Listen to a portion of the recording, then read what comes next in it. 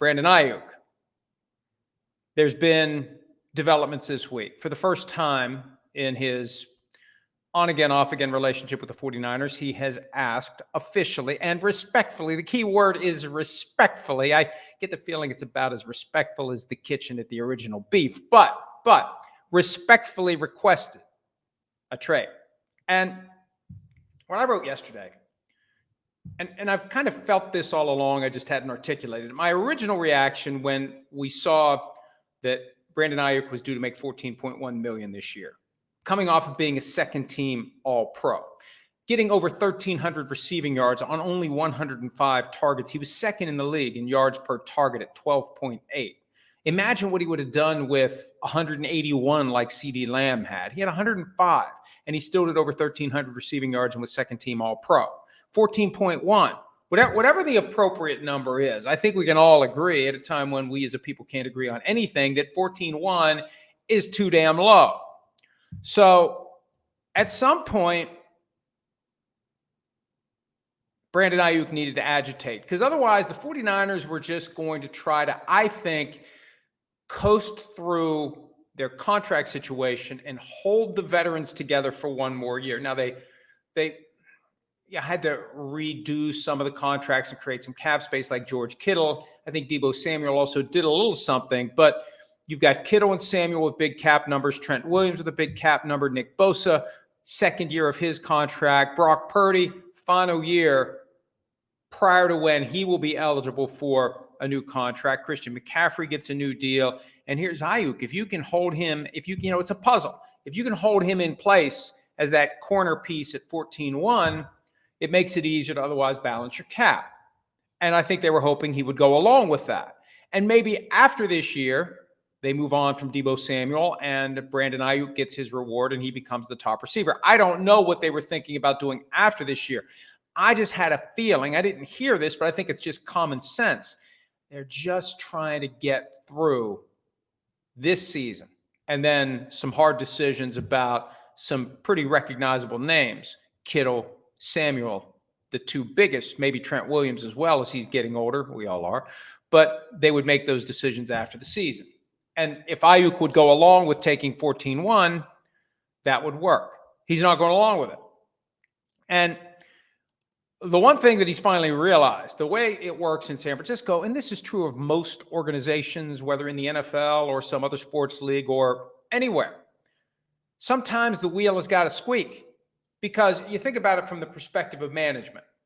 They only have so much bandwidth to deal with whatever issues are in front of them.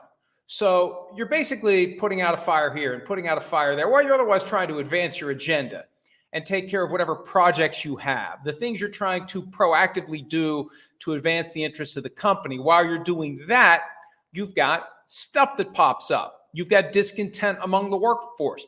Jim wants a raise.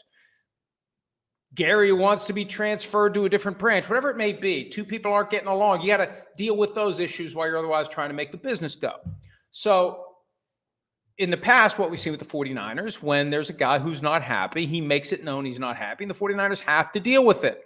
The 49ers weren't going to truly deal with Brandon Aiyuk until they had to.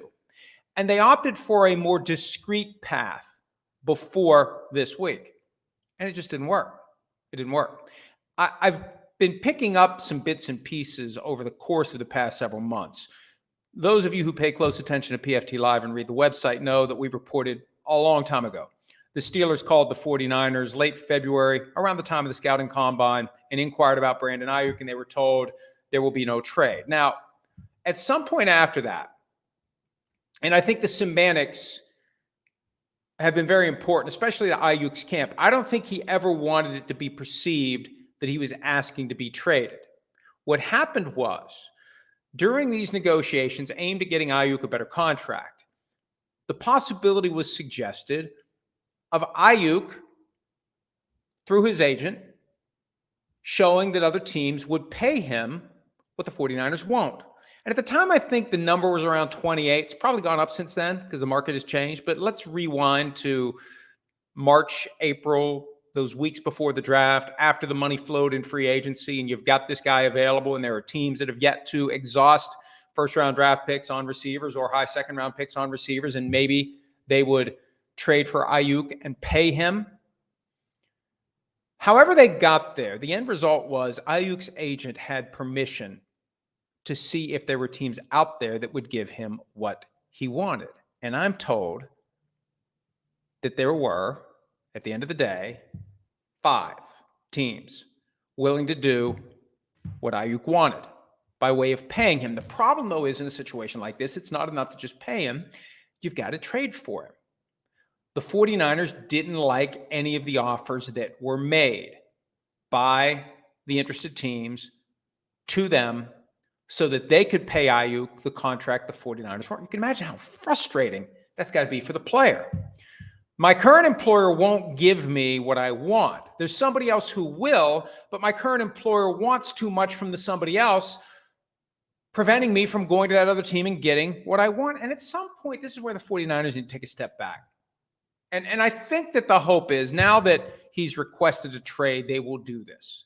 And this is a very basic analysis. It's similar to the point I made before the Vikings paid Justin Jefferson. Hey, if you're not going to pay the guy what he wants, trade him to someone who will. So 49ers, if you're not going to pay Brandon Aiyuk what he wants, trade him to someone who will. And I think the flaw in the 49ers thinking is best exemplified by the reality that before the draft, there were teams willing to pay Aiyuk what the 49ers wouldn't and give something up for the privilege of paying him. From the 49ers perspective, all they have to do is pay him. From the perspective of the teams that responded favorably to the idea that, and I think the 49ers were thinking, oh, nobody else is going to pay this guy what he wants. Oh, shit, 5 teams will. They'll do it, and they'll give the 49ers something. But the 49ers wanted too much now. Did they deliberately want too much? Because at the end of the day, they still have the power to say to Brandon Aiyuk, you're under contract this year for $14.1 million. Deal with it. Play for us or play for no one. And suffer the financial consequences. In addition to losing the 14-1, you get fined for being away from training camp preseason.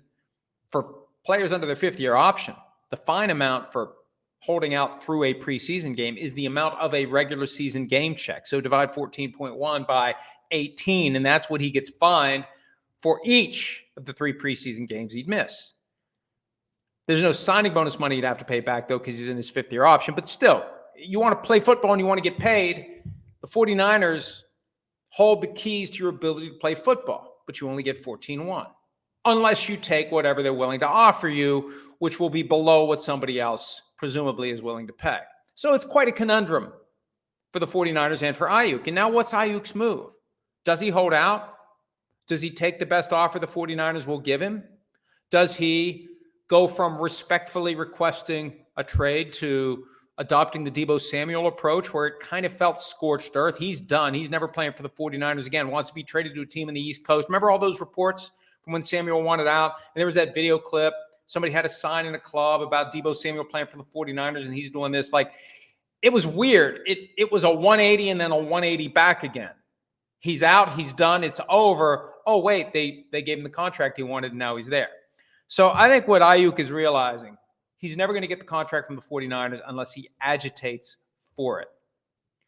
And, I mean, the 49ers, maybe they should trade Deebo Samuel. Remember there was some reporting during the draft that the 49ers talked to the Steelers about Deebo Samuel? Maybe that's what they need to do. Because I'm trying to see it from their perspective. They've got their money budgeted based upon the roles. And if Samuel is WR1 and Aiyuk is WR2, maybe you just move on from the guy who's currently in that spot and you promote Aiyuk and you pay him. I haven't researched the salary cap ramifications of that, but there was at least conversation about trading Deebo before the draft, which means before June 1, which means they would have taken a much larger cap charge trading him then.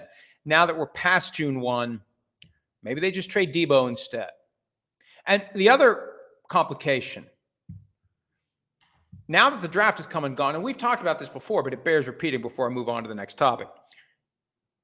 What do you give the 49ers that helps them get better this year? I think that's why the 49ers have become somewhat stubborn and intransigent in their position that they're not trading him. I've seen the report that we have no intention to trade him. I don't know that they've articulated it that way, because when you say that, you're kind of opening the door for offers. If they're just not going to trade him, that may be a manifestation of the fact that they recognize there's no one out there that can give them someone now that will help them be better. They don't want to compromise their ability to try to compete for a Super Bowl now. If they'd have traded him before the draft, they would have gotten something. They could have tried to load up the cannon to get someone who will help them get to what they've been trying to do. That's the background to all this. You've got a team that's been stuck on 5 Super Bowl wins since how long has it been? 1994. They've been back to the Super Bowl 3 times since then, 2012, 2019, and then most recently this past year, and they still can't get to number 6. They really want to get to number 6, and I think they'd like to keep Aiyuk and Kittle and Samuel and Williams and Purdy and McCaffrey together as a unit as they try to do that thing that they've been unable to accomplish since the romp over the then San Diego Chargers in January of 1995. So I don't know how it's going to play out, but that's where it all currently stands, and that's my best understanding of how we got here, where we are, and where we go. Have a feeling I'll be bringing it up a time or two as we continue forward in the pre-training camp, now about to be full training camp phase. And remember, it's PFT PM, and I'm going to do my damnedest not to miss a day between now and the return of PFT Live after the Olympics. So this is day 1 of a streak that hopefully will go, I think, 16 before PFT Live returns. Okay. Hi, it's Mike Florio. Thanks for watching PFT on YouTube. Hit subscribe for the latest news and analysis from Pro Football Talk.